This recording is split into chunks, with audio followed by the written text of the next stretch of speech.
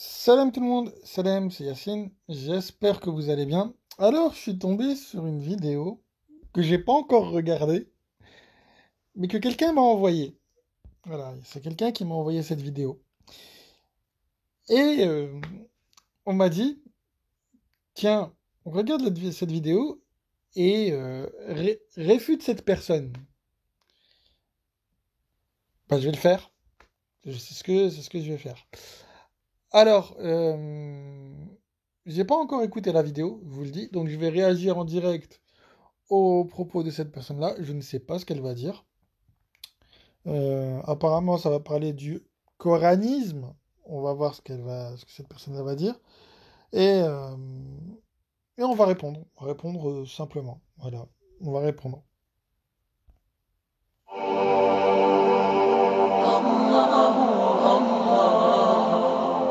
Assalamu alaikum wa rahmatullah, j'espère que vous allez bien. Pour ma part, alhamdulillah, malgré que j'aurais préféré venir avec un autre sujet que celui-ci, mais malheureusement, ce sujet existe et il faut en parler. Et c'est le sujet de la secte, de la vision coranite. J'arrête ici, hein, parce que honnêtement, je comprends pas. Il dit que il aurait pas, enfin, il veut pas de ce sujet-là en fait. En gros, c'est ce qu'il dit. Bah, pourquoi tu le traites? Déjà, pourquoi tu le traites? Pourquoi tu veux parler des entre guillemets coranistes si toi-même tu commences enfin, dans ta vidéo en disant non mais je veux pas traiter de ce sujet-là. Mais il faut en parler. Bah, parle-en pas, frère. Quelque part. Bon, on continue. Donc cette vision, si vous voulez, elle ne m'étonne pas trop, dans le sens où plus on approche de la fin des temps, plus la religion, plus la science, pardon, va disparaître, les mœurs seront perverties et l'égarement sera abondant. J'arrête là. Ouais, parce que là en fait il a cité un hadith. Comment dire? Preuve, s'il vous plaît. Preuve, parce qu'il cite pas le Coran là. Il cite un hadith. Preuve, s'il vous plaît, que le prophète a dit ça. Juste preuve. Preuve. Vous n'en avez pas. Vous n'en avez pas. Il n'y a absolument aucune preuve sur le fait que tout ce que vous sortez là au niveau hadith, il y a pas de preuve sur le fait que le prophète ait réellement dit ce que vous lui attribuez en fait. Il n'y a pas de preuve. Voilà. Donc là, ici, donc le mec, il te dit, voilà ce qui va se passer au fur et à mesure du temps ou que la fin des temps approche. Bon, preuve, il n'y en a pas. Bref, on continue. Et c'est un peu ce qui se passe aujourd'hui quand on voit qu'il y a une vision qui prend de l'ampleur, qui est la vision coranite, que ça soit sur YouTube ou autre. Mais je ne vais pas citer les chaînes, car mon but n'est pas de faire la promotion de ce poison. Et je vais utiliser ce mot, de ce poison anti-islam, de ce poison qui malheureusement se propage. C'est un Buzzer, encore une fois. Alors, il dit, donc d'après lui, donc les gens qui ne prennent que le Coran, enfin, cette pensée serait un poison. Donc, ce mec, cette personne, euh, quand il lit le fameux verset, vous savez, où le prophète dit, je ne suis pas une innovation parmi les messagers, je ne sais pas ce qu'il adviendra de moi ni de vous, et je ne fais que suivre ce qui est révélé. Euh, pour lui, là, le prophète, sa pensée, elle est empoisonnée. Pour lui, hein, pour lui. Donc quand tu viens et que tu dis, je ne fais que suivre ce qui est révélé, pour lui, cette pensée-là, c'est du poison. C'est intéressant, hein, c'est intéressant. Donc pour lui, ne se fier qu'à ce que Dieu a révélé, c'est du poison. C'est mauvais. C'est voilà. On sait ce que ça fait le poison. poison qui a pour objectif de rejeter la sunna prophétique et de prétendre, selon leur dire, ne suivre que le Coran. Ils disent non, on suit que le Coran. Les hadiths, ça a été inventé par les Arabes. C'est particulièrement étonnant quand on sait que le Coran dit clairement, Bismillah, prenez ce que le prophète vous donne et abstenez-vous de ce qu'il vous interdit. Buzzer encore une fois, alors c'est pas tout à fait ça. Alors le verset en question, ça parle de butin. Voilà. Et dans ce fameux butin-là, on nous dit, ce que le prophète vous autorise à prendre, prenez-le, ce qu'il vous interdit, ne le prenez pas. Je vais faire une vidéo sur la question du butin, justement, parce que ça parle pas de butin de guerre, en fait. c'est beaucoup plus subtil que ça. Et le Coran est très subtil. Voilà. Le Coran s'adresse à des gens qui sont normalement censés être doués d'intelligence. Euh, il n'est pas question de butin de guerre dans le passage. J'en ferai une vidéo. Mais voilà. Donc, en gros, là, ce qu'il vient de faire, c'est il vient de prendre un verset, il en a pris une partie, et il fait dire au verset ce qu'il ne dit pas. C'est grave. C'est grave. Tout ça pour dire, attention, les gens qui ne prennent que le Coran, qui ne prennent que le Coran, attention, ces gens-là, c'est caca, c'est du poison. Les gens qui prennent que le Coran, comme moi, ils ne couperont jamais un verset. Ils ne te feront pas dire au Coran ce que le Coran ne dit pas. Par contre, les gens comme cette personne coupent des passages du Coran et ils font dire au Coran ce qu'il ne dit pas. Voilà, donc à vous de juger qui est le poison dans l'histoire. Bénis Allah, car il est terrible quand il sévit. En effet, il n'y a aucun doute que dans l'islam, de l'obéissance à Allah découlera l'obéissance à son messager, à son prophète. Car le prophète comprenait et appliquait le Coran et mieux que quiconque. Il n'a rien inventé de lui-même. Et si les hadiths n'étaient pas retranscrits de son vivant, c'était pas pour que ça se mélange avec le Coran par la suite. Il a ordonné à ses messagers, il leur a dit, écrivez ce que je dis, car certes, ce que je dis est la vérité. Bien, on va arrêter là. Comment dire? Alors, là, ce qui nous dit, ouais, si les hadiths n'étaient pas écrits de son vivant, c'était pour pas les mélanger au Coran. Question. Question. Pour moi, la question que je posais là, elle va faire appel à la logique. Si, du vivant du prophète, vous n'avez pas écrit les hadiths pour pas qu'on les mélange au Coran, pourquoi vous l'avez fait après sa mort? Parce que après sa mort aussi, vous allez mélanger les hadiths au Coran, du coup. Enfin, je sais pas, c'est une question de logique. D'accord. Et quand le prophète dans le Coran dit lui-même, je ne fais que suivre ce qui est révélé, ça parle pas de hadith, ça parle du Coran. Le nombre de fois où le prophète il est interrogé dans le Coran, il s'exprime par la révélation et non pas par autre chose. Bien. Donc il y a un problème là dans la pensée de cette personne-là. Le prophète aujourd'hui reviendrait vivant. On va imaginer qu'il ressuscite, etc. En mode Dragon Ball, cette boule de cristal, voilà. On fait revenir le prophète. Le prophète, il va venir voir ce genre de personnes. Il va leur dire, je suis que le Coran, je ne suis que la parole de Dieu. Ce genre de personnes-là, ils vont insulter le prophète. C'est ça qui est paradoxal. C'est ça qui est marrant. La sunna, si vous voulez, elle vient clarifier, elle vient expliquer le dernier message de l'humanité. Sans quoi nous serions à nos propres interprétations. Chaque musulman aurait sa propre interprétation des choses. Alors il dit que les hadiths sont faits pour clarifier les choses. Pourquoi là il dirait pas que le Coran il est clair? Allah nous dit que le Coran il est non seulement mobile, donc porteur de preuves, tu vois, mais qu'en plus de ça, c'est dans les premiers versets de la sourate Al-Baqarah, que le Coran est un guide pour les pieux. Donc le guide, pour être guidé, c'est le Coran qu'il faut suivre. Pas la fausse sunna inventée 200 ans après la mort du prophète. On est d'accord là normalement. Parce que là, si quiconque n'est pas d'accord, c'est pas avec moi qu'il n'est pas d'accord, c'est avec le Coran là du coup. Il y aurait quand même un petit problème. Allah a dit dans le Coran, et à toi, nous avons envoyé le Coran afin que tu expliques clairement aux hommes ce qui leur a été révélé. Les hadiths authentiques donc expliquent comment prier, la modalité de la prière. Le prophète a dit, priez comme vous m'avez vu prier. Oula, je suis obligé d'arrêter ici. Alors, le verset, il dit pas exactement ça. Le verset dit, nous avons fait descendre sur toi le dhikr afin que tu l'exposes aux gens pour qu'ils réfléchissent. C'est ce que le verset dit. D'accord. Donc ça ne te parle pas de hadith en fait. Parce que le dhikr, c'est le Coran. Le dhikr, c'est pas les hadiths. Voilà, c'est logique. C'est logique. Euh, Moi, je pense que le prophète, ce qu'il faisait, c'était que pour expliquer le Coran, il se basait sur le Coran. Ouais. C'est-à-dire qu'il prenait les versets, il disait, voilà, regardez, vous avez tel verset, tel verset, tel verset, tel verset et tel verset, voilà ce qu'il faut penser de la chose. Point. Il n'incombe au messager que la transmission du message. Point. Et vous avez tous les versets qui disent et c'est ainsi que nous vous expliquons ce que nous vous avons révélé, etc. Donc c'était pas au prophète d'expliquer les choses.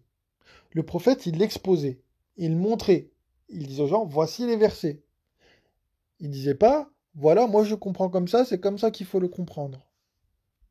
Eux, ils prient que selon l'apparence des textes coraniques. C'est étonnant. Comment verser la zakat, quelle en est la modalité? Eh bien, les hadiths expliquent à la perfection la compréhension coranique orthodoxe. Alors, il dit, donc que eux, pour prier, il y a un hadith qui dit priez comme vous m'avez vu prier. Pardon, moi, ça me fait limite rire. Frérot, tu l'as vu prier, toi, le prophète? Comment tu fais pour l'appliquer, le hadith? Tu l'as pas vu prier.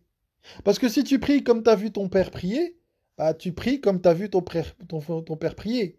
Pas comme tu as vu le prophète. Oui, parce que tu l'as pas vu. Euh, et il reproche aux gens de prier selon leur compréhension du Coran. Bah, vaut mieux prier comme j'ai compris que c'était dans le Coran, plutôt que de me risquer à faire du shirk, à donner un associé à Dieu. Parce que oui, il y a un truc qui est chiant au bout d'un moment. Les hadiths, c'est pas la parole du prophète. C'est des rumeurs rapportées par des mecs qui ont mis ça dans des bouquins. C'est ça les hadiths, hein. Ni plus ni moins. Ça n'est pas la parole du prophète. Voilà. Bien sûr, ceux qui ont penchant passionnel préféreront avoir, comme je le disais, leur propre explication, ça les arrange. Comme ça, ils peuvent s'autoriser ce qu'ils veulent. Ils peuvent comprendre. Une fois, je parlais avec un coranite, il y a très longtemps, il y a plus d'une dizaine d'années, il m'a dit quoi? Il m'a dit oui, de toute façon, même quand, par exemple, tu vas t'amuser dehors ou tu sors, eh bien, si tu veux prier, pas la peine de chercher à prier debout, etc. Tu pries avec tes yeux. Des fois, t'entends des trucs, tu te dis, mais d'où il sort ces règles, celui-là? C'est-à-dire que chaque coraniste, ça se trouve, il va réfuter un autre coraniste parce que eux-mêmes auront des divergences entre eux tellement, eh ben, chacun aura sa propre religion. Ils fonderont leur propre religion. Alors, je vais répondre à ça. Alors, il dit, ouais, donc voilà, que les coranistes, entre guillemets, ils se contredisent les uns les autres. Bah, justement, c'est ça qui est bien, tu vois, c'est que, comme on se contredit les uns les autres, ça prouve qu'on réfléchit, qu'on n'est pas des moutons, qu'on ne suit pas quelqu'un aveuglément. On prend le Coran et on réfléchit dessus, et chacun l'étudie de son côté, chacun se fait son propre avis. Ensuite, comment dire, quand il dit, ouais, que c'est pas bien, on se contredit. Vous savez que dans le Coran, il y a quelque chose qui s'appelle le hajj. Le hajj, c'est le fait de débattre. Donc c'est normal qu'il y ait des divergences. Mais je vais surtout rajouter et insister sur ce que je vais dire là. Dans le Coran, on nous dit que nous devons revenir à une parole commune et que nous ne devons pas nous prendre les uns et les autres pour rab. Bien. Le rab, dans le Coran, c'est Allah. C'est pas le prophète. Le rab, coraniquement, c'est Allah. Le prophète n'est pas un rab. Bien. Donc, un rab, c'est celui qui enseigne. Celui qui enseigne, c'est Dieu. C'est pas le prophète. Donc, pourquoi je devrais prendre des hadiths? Parce que normalement, l'enseignement, il se trouve dans le Coran. Et surtout, une chose, le sunnisme, honnêtement, autant que le scisme, pour moi, c'est de la fainéantise. Parce que vous suivez des gens, vous ne travaillez pas sur le Coran. Vous ne le lisez pas. Là, la personne, ce qu'elle est en train de faire, elle est juste en train de répéter un discours qu'elle a entendu maintes et maintes fois. Et elle a même pas réfléchi sur ce qu'elle entendait. C'est ça qui est incroyable. Moi, j'ai une question à poser aux coranites. Est-ce que vous mangez du poisson? Vous qui prétendez suivre le Coran, hein, à la lettre. Car en dehors de la chasse, le Coran nous interdit la bête trouvée morte de manière générale, que ce soit sur terre ou dans la mer. C'est le hadith qui vient nous spécifier, qui vient nous dire que ce qui est dans la mer, ce qui est retrouvé comme animal mort trouvé en mer est autorisé à la consommation. Ça, c'est que dans le hadith, mais Ouh là là là là là là. Mensonge! Mensonge! Mensonge! Mensonge! Alors, je vais expliquer la chose. Allah, dans le Coran, il autorise à manger tout ce qui est bon, d'accord, et pur. Dans le Coran, la nourriture, ça n'est pas de la nourriture physique. On ne nous parle pas de steak, d'hamburger ou de brochettes de poisson. D'accord? D'ailleurs, j'en ferai aussi une vidéo, tiens. Dans le Coran, la nourriture, c'est pour ton intellect, on va dire ça comme ça. T'en as qui parlent de nourriture spirituelle. C'est pas de la nourriture physique, les mecs. C'est pas de la nourriture physique. Mhm. Ça ne nous parle pas de nourriture physique. Ah oui, j'en ferai une vidéo. Mais attendez, je suis en train de réfléchir là à vous citer un verset. Euh, voilà, quand on vous dit mangez ce sur quoi le nom d'Allah a été prononcé. Mangez ce sur quoi le nom d'Allah a été prononcé.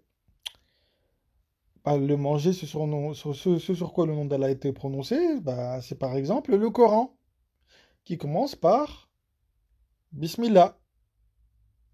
Le nom de Dieu a été prononcé sur le Coran. Nous devons en manger. Marie, mange et bois que ton œil se réjouisse. Si quelqu'un d'entre les Bachars vient à toi aujourd'hui, dis je ne parlerai à personne aujourd'hui car je vous un saoun à mon rab. Parle pas de steak et de frites là, non. Ça te parle de se nourrir l'esprit. Voilà, de se nourrir en fait. Manger pas que ton œil se réjouisse. L'œil dans le Coran, c'est pas l'œil physique que tu as, c'est pour clarifier ta vision des choses. Donc voilà. Donc le Coran ne parle pas de nourriture physique. Donc la question sur le poisson, elle n'a pas lieu d'être. Elle n'a pas lieu d'être. Voilà. pas dans le Coran. Donc, si vous suivez le Coran tout seul, eh bien, le poisson que vous trouvez mort, quand vous trouvez la bête morte dans la mer, c'est interdit pour vous. Vous n'avez pas le droit de trouver un poisson mort et de le manger. Mais attendez, ôtez-moi d'un doute. Il n'y a pas un verset qui nous dit que, entre guillemets, la chasse en mer, elle est permise. Donc du coup, tu chasses quoi en mer si c'est pas du poisson? D'après la vision des choses de cette personne. En plus, ce qui est incroyable, c'est que ils viennent toujours, en fait, ils s'en rendent pas compte, mais ils viennent toujours attaquer le Coran. Le Coran, il n'est pas complet. Dieu, il a oublié ci, Dieu, il a oublié ça, etc. Or, on nous dit clairement que Dieu n'a rien omis d'écrire dans le livre. Rien omis d'écrire, tout est dans le Kitab. Donc si tu trouves pas un truc dans le Kitab, c'est que Dieu ne l'a pas demandé. On continue. Subhanallah. Vous voyez un peu cette compréhension. C'est pour ça d'ailleurs que Cheikh Albani, rahimahullah, il dit on explique le Coran avec le Coran et la Sunna et pas avec le Coran puis avec la Sunna. Après, c'est des avis qui se respectent comme celui de Ibn Kassir et d'autres. Mais pourquoi ils disent cela? Dans le sens où si on n'interprète que le Coran avec le Coran et que la Sunna on la met de côté, eh bien on pourra faire des erreurs comme là justement avec l'histoire du poisson. Alors, moi j'ai envie de te dire un truc, mon frère, c'est celui qui fait de nous deux, hein, celui qui fait la plus grande des erreurs, c'est toi. C'est toi.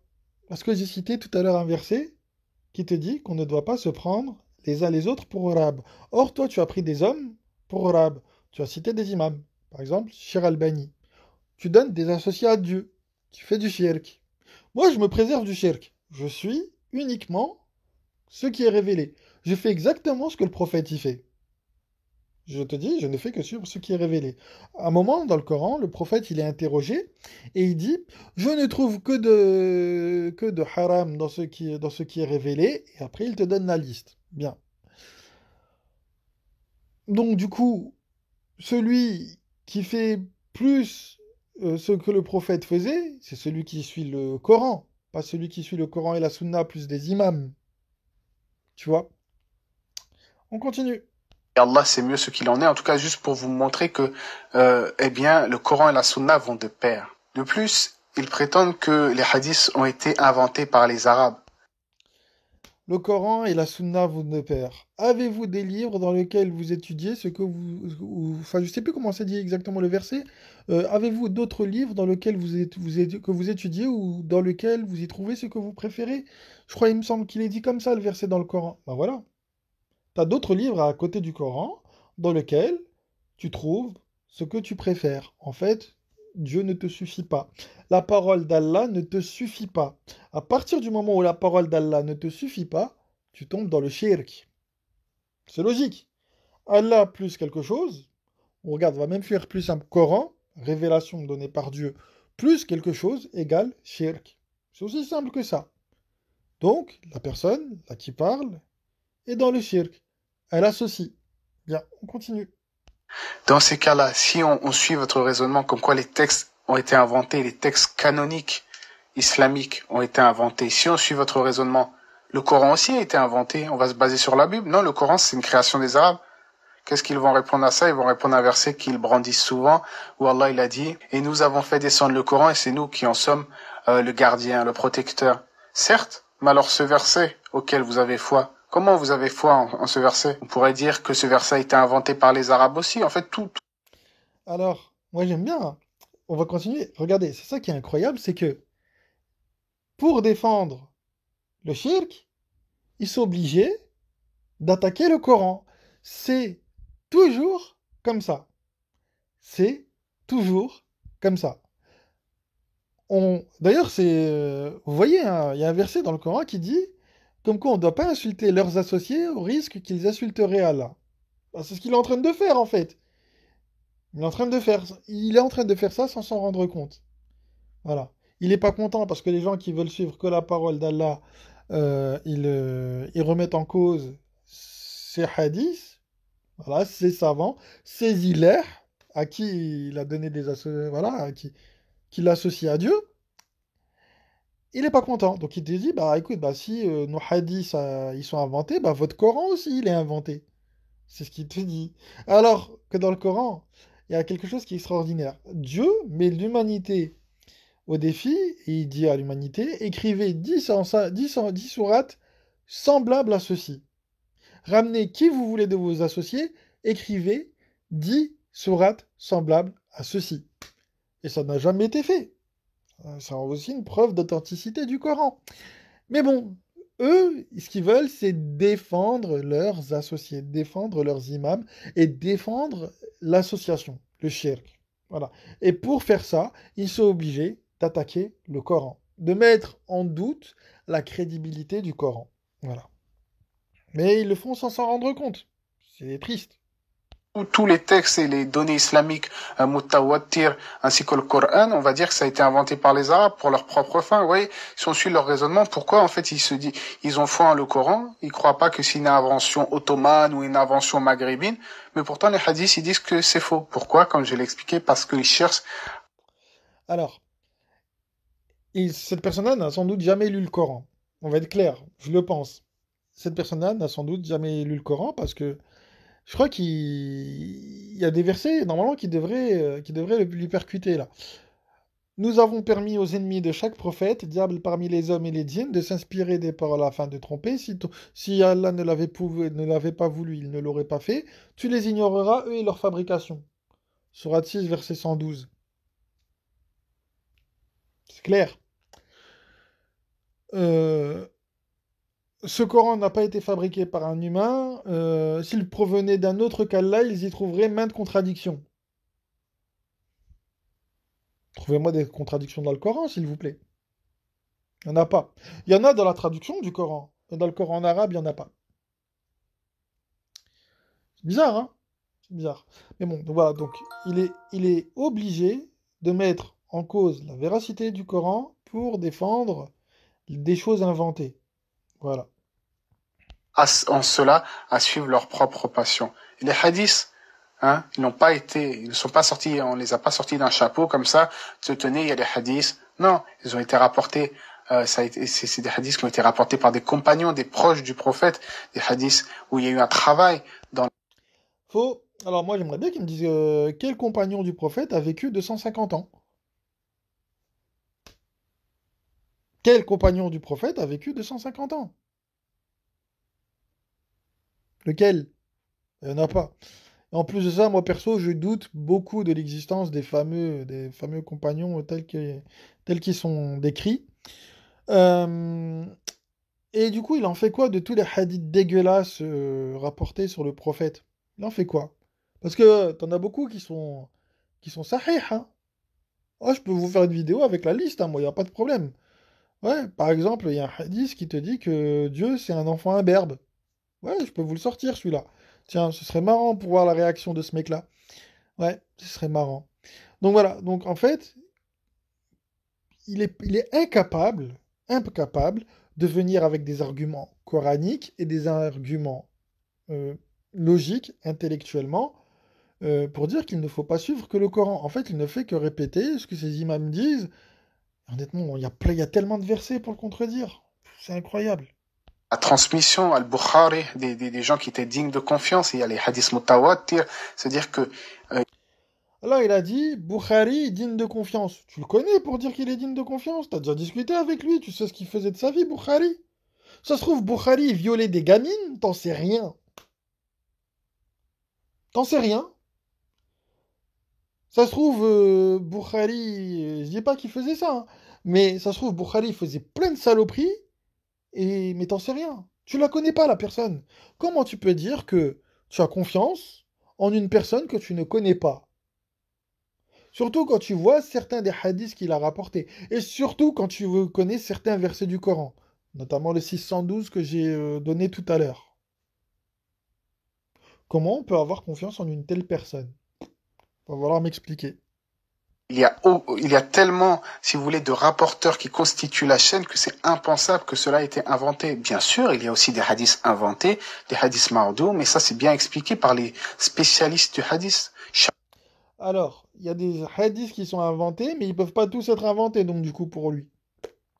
Ah oui, parce que t'as ces savants qui nous ont sorti une explication bidon. Moi, j'en connais des gens qui sont experts dans le hadith et qui sont Coran seul. Et ils t'expliquent que c'est n'importe quoi de A à Z. Et c'est des spécialistes du hadith. Albani, le muhaddis célèbre, il explique les hadiths qui sont faux, qui sont inauthentiques, qui ne sont pas authentiques, etc. Il y a un gros travail, c'est une science spécifique de la religion comme il y a d'autres sciences. Mais rejeter tous les hadiths en bloc en prétendant soi-disant suivre que le Coran, ça ce n'est pas une petite erreur, c'est un égarement total. Et ça peut même aller jusqu'à l'apostasie pour ceux qui en ont conscience.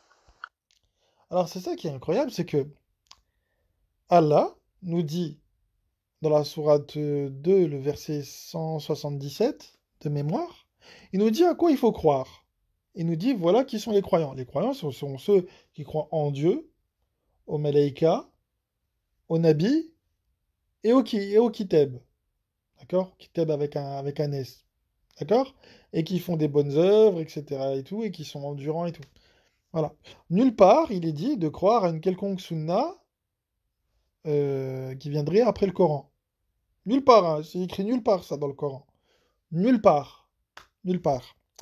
T'as même, pire, t'as un verset qui te dit que ce qui a empêché les gens de croire, c'est qu'ils attendaient que ce qui est révélé soit conforme à la sunna de leurs anciens. 1855, je crois, de mémoire. Vous vérifierez. Mais si c'est pas le bon verset, je le mettrai en commentaire.